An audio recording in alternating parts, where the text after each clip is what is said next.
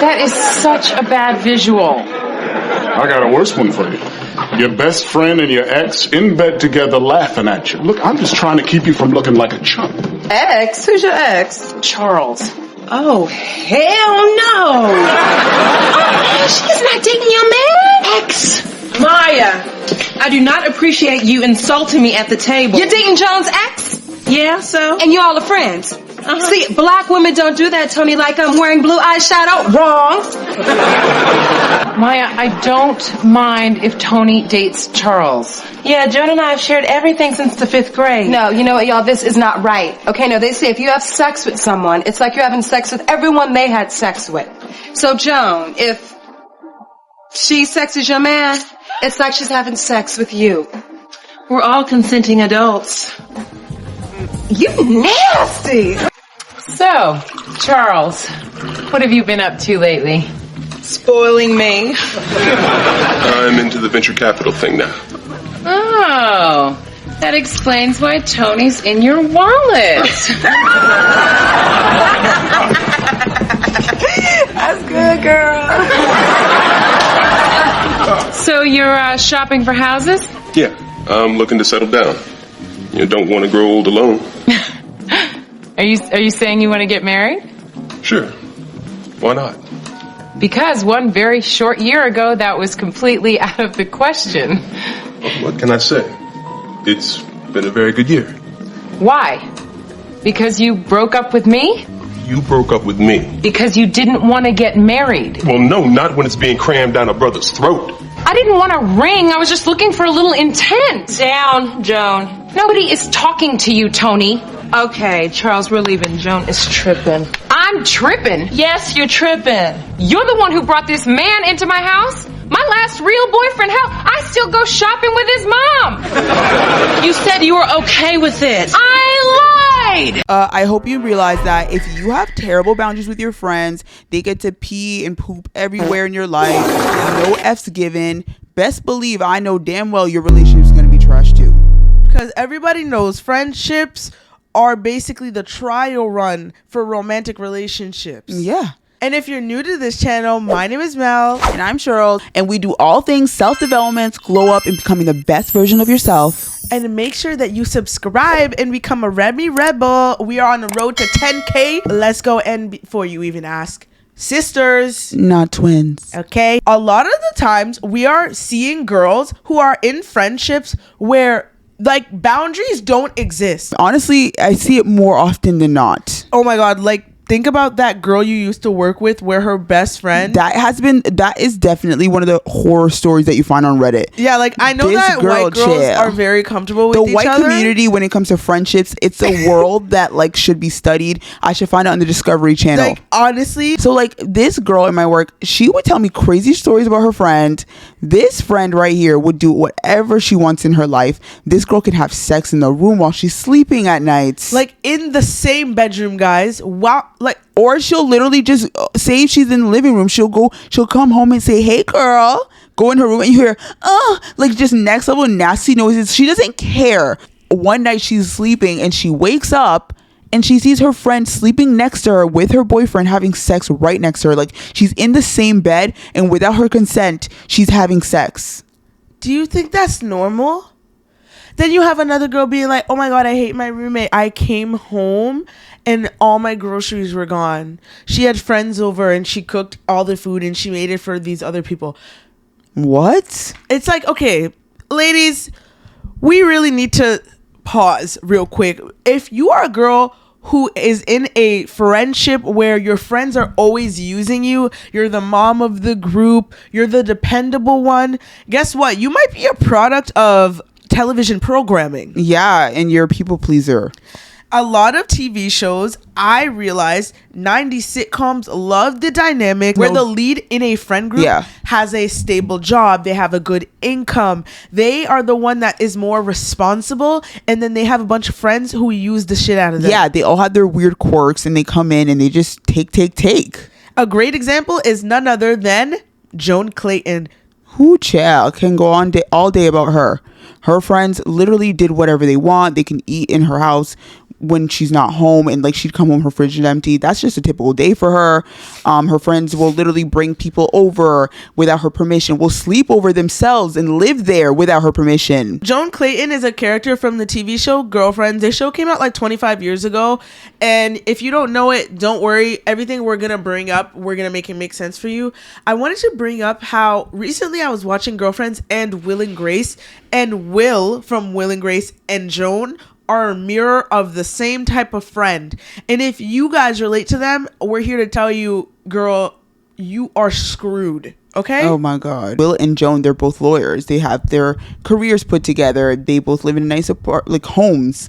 And their friends are the ones who would love coming over to their house and literally helping themselves to everything. So, for example, in Joan's storyline, she has a friend that uses her home as basically her own second home. Whenever she has nowhere to live, she'll go and just stay here. She doesn't pay rent. She'll abuse her electricity. Joan makes comments, oh, you skyrocket my bill. You do this, you do that. And the friend will always be like, yeah, you good though. You got money though. Like, you got a lawyer. it. You got it like that. Hey. Like, gang. That's what you got that degree for. I'm so proud of you. Then on Will and Grace, Jack is the same way. He doesn't have his own job, or he's always in between jobs. He's always at Will's house. Already he's red always flags. asking Will for his credit card. It's always the people that the lead character will say is their best friend. And then every episode is them complaining about said best friend. I don't think best friendship should be like a lot of complaining. That's a fake belief. And I don't like this brainwashing they do on TV. Because you don't have any boundaries. You're just giving. All these characters give. I noticed something very interesting. You guys have been telling us, oh my God, do a deep dive on the show Girlfriends. This isn't necessarily a deep dive, but I thought you guys would find it interesting that I noticed that on both the TV show Girlfriends that came out 25 years ago and Will and Grace, which came out 30 years ago, almost 31 years ago, Will and Grace. Insane. And they wrote these shows about friendships.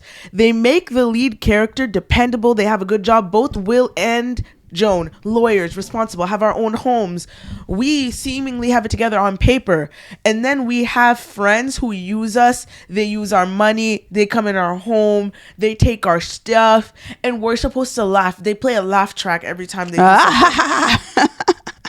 And that makes you wonder just how much of you are programmed to think it's normal to have a bunch of people use you. A bunch of leeches in your life. That's actually terrifying to think that how normal they made it seem.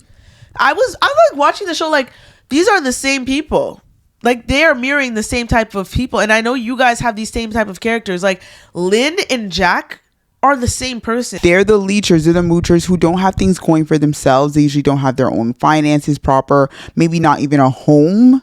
They quite literally maybe couch surf. So they tend to come to you, using you for everything because you have it together. You got it. What's the problem, baby? That's how they act and treat you. And you don't care. It's not okay to be the homeless shelter for others. We used to low-key make fun and be like, oh, we're like a shelter like to help like the refuge and the wounded. And I'm like, that was something that was like no boundary, and we shouldn't have thought that was like okay. Like, I used to be okay with the idea of like just letting people come in and just help everybody, but there's a point where like that's actually really terrible and it becomes really bad for you, and like you have to be weary when you want to be open and receptive, because look what's happened. They become a habit, like these characters' lives. I feel like a lot of times we think we are being so good, and like you almost feel like you're a better person. Yeah, you're like, I'm self-sacrificing. Look at me. You help that friend. You're like, but like I must be so amazing. Like, it's like Joan's like, oh, look, Lynn needs me to survive. Like, at least I'm doing something like I can feel a little good about. There's a hero complex involved there. In my opinion, I just feel like if you don't have boundaries, you let people do what they want, it's not going to really change much of how you act in a relationship. Don't be shocked if men kind of just do what they want with you. He might not even be intentional with you. Say if you want to like potentially have things move faster, or you want him to be serious about you, if you don't have boundaries and showing him that you have requirements, he may literally never really show you intention. Also, if you are always allowing friends to use you, take things from you, they can come over to your house, they can eat your food, whatever. They can come to your house. They can use your laptop. They can just take how will you find it odd when a man comes into your life and does that? you will find it normal because you allow all your friends to do the same thing. And then you're going to have a guy move on in your home. He will use your credit card. He will eat your food. He will live like one of your girlfriends. Quite literally live in your home and Like you're a a sugar mama. girlfriend. Because you do that with your girlfriends. It's a pattern and your brain won't be able to really react much if a man does it. You're just going to keep doing it. You're going to act like it's normal. When it comes to friendship, if your friends also are doing things to you where it's not in your best interest, that is someone who lacks boundaries. You guys often will act like, oh, just because we're friends and we knew each other since 3rd grade, they can give me bad advice. They can really lead me astray. They can tell me anything. And that's okay. We're friends, aren't we? That's exactly what you're going to do in a relationship. You have no rules. So you're just going to date people based off of very surface level things and hope that it works out. Like you're literally going to keep translating what you do with your friends into your relationship. Tony, God, she gets on my nerves. Please, this is just typical Tony. Self-absorbed and clueless. No, she has sunk to new lows of self-centeredness and bad friendship-ness. She has completely screwed me over. I don't know why you're acting all surprised. You know the child is trifling. I don't even know why I'm friends with her. You preaching to the choir. Frankly, Joan, I would have encouraged you to cut her loose years ago. And I feel like when you accept all of that from someone you say is your best friend and one of the most important people in your life, so your version of love is someone that is allowed to beat you down, criticize you, Never uplift you, bully you, and use you as long as they stay around. That's what you're training your brain, even if that's not what you want to train your brain. You're telling your brain that's your reality and that's how everyone should reflect back to you. Yeah, because you say, I love that person. That's my best friend. I love people who criticize me. I love it. Bring more into my life. And that's what's going to happen in your relationship with a man too. What are you talking about? I am talking about how I was sitting there on that stupid pillow, just propped up eating with my hands when I should have been training for the damn marathon. I'm talking about how I just give and give and give and you just take and take and take and take. Oh, what? I'm not there for you? Who scraped you off the damn street today? That is the least you could do after everything that you put me through. Your baby's mama drama, you're whining about your career. What about my career, Ellis? You didn't say boo when I didn't make partner. Don't make up your damn mind. You said you were okay with it. That's because I knew you weren't interested in talking about it. Because there you were just propped up on your pillow like the Grand Poofta, stuffing your face with the couscous. So if you hate Moroccan food so much, why didn't you say something? Because I'm a good girlfriend. But do you appreciate that? No. You just rate me a 5.5. What are you doing, Ellis, huh? What are you, slumming? Dating the dog-faced girl? Not anymore, I'm not. It's just going to keep translating because that's just who you are. You wrote it on your forehead. You set this up.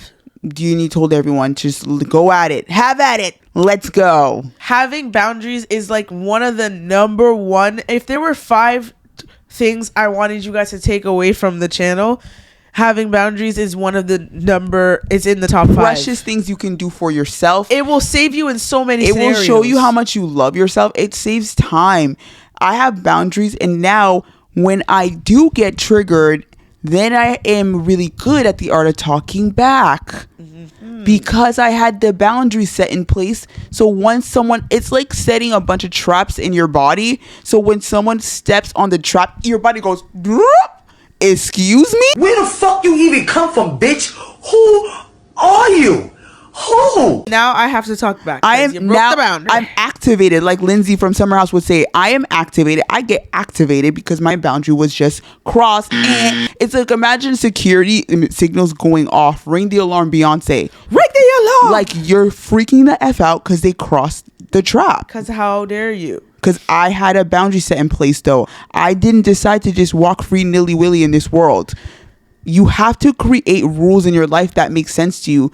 Stop pretending everything is just whatever. And I need you guys to understand, anyone who doesn't want to be in your life because you set a boundary didn't deserve to be in your life and shouldn't be in it. Do not refuse to set boundaries because you are afraid that boundary will remove people. That means they aren't supposed to be there. And you're showing also that you're not having faith that the universe and God is working in your favor, they will never put people in your life that are meant for you if you stay authentically yourself. If they're not supposed to be there, they need to go. You being you is important. It's like you sending out a signal to the right people to you. If that signal doesn't translate to them, it was not meant for them. Why would you want randoms that did not even make sense to be here? For what? Yeah. That doesn't do you any good, and you're showing you lack faith in who you are and what you're meant to be in this life. Like, I have faith in the woman that I am, and whoever aligns with me, I have faith in that. Hallelujah. Period. Amen. Because that means there's something important there between us that made sense. If someone didn't like me for me, then that wasn't our story. And that's cool. Goodbye.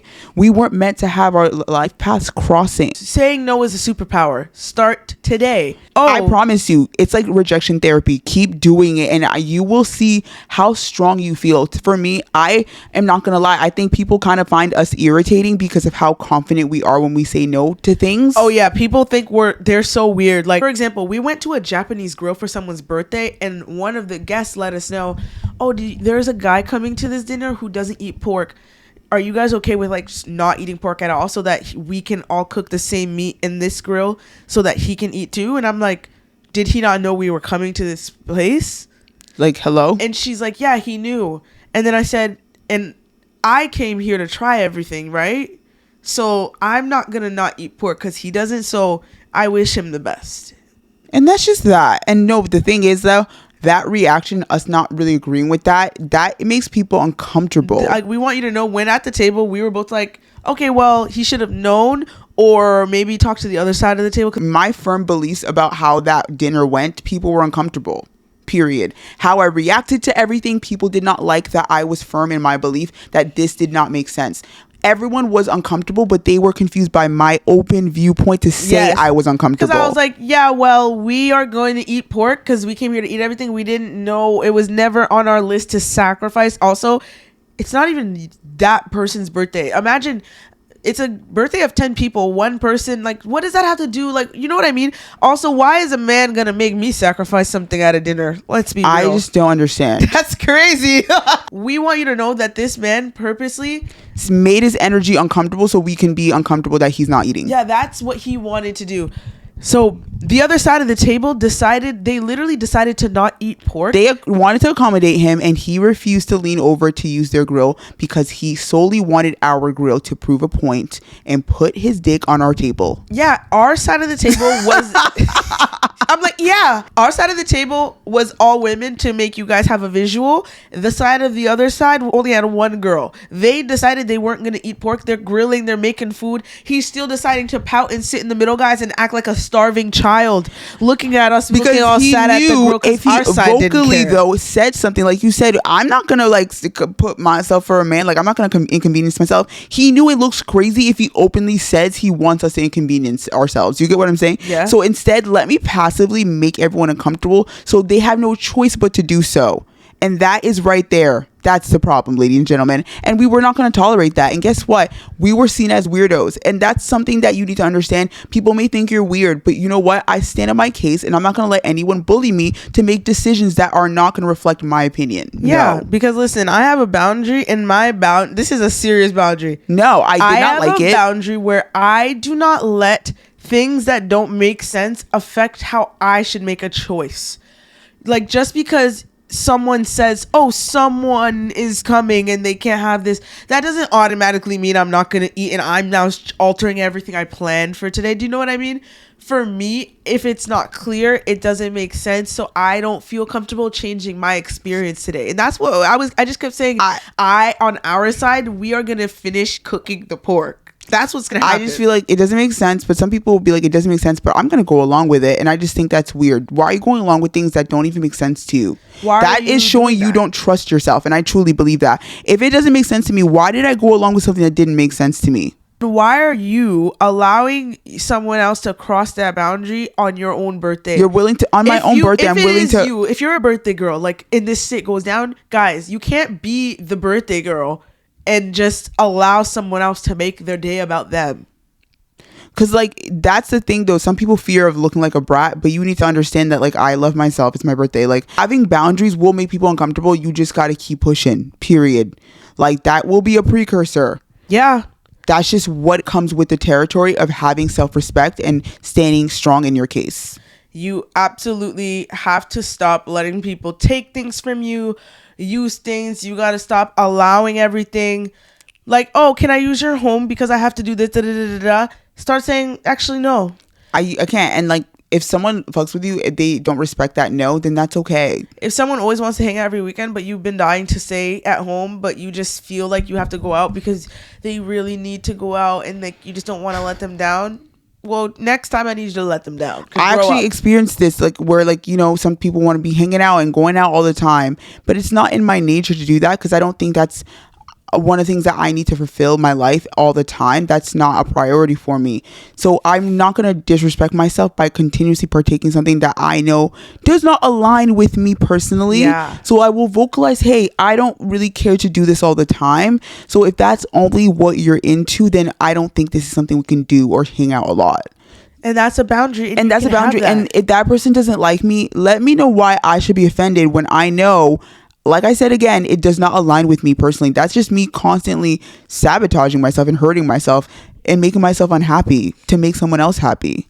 And that is not self-love. And we always want you guys to put yourselves first and remember to be more selfish and less selfless because you've been socialized to put yourself last. All and it does need you to be in first place. All it does is make you sick, unhappy. It doesn't do anything good for us as women. Choosing yourself is what makes us vibrant and more powerful. And that's why we really want to drive this on our channel. Because the moment a woman says no is when like just the world just shifts. Like the world says yes. You say no and the world's like it bends in your favor because you're willing to realize that your power is deeper and stronger than you really think. And if you like this video, make sure to like this video, comment, share, and subscribe to the Remy Diaries, aka Remy TV, your favorite YouTube streaming network. We never want to change the channel. Bye.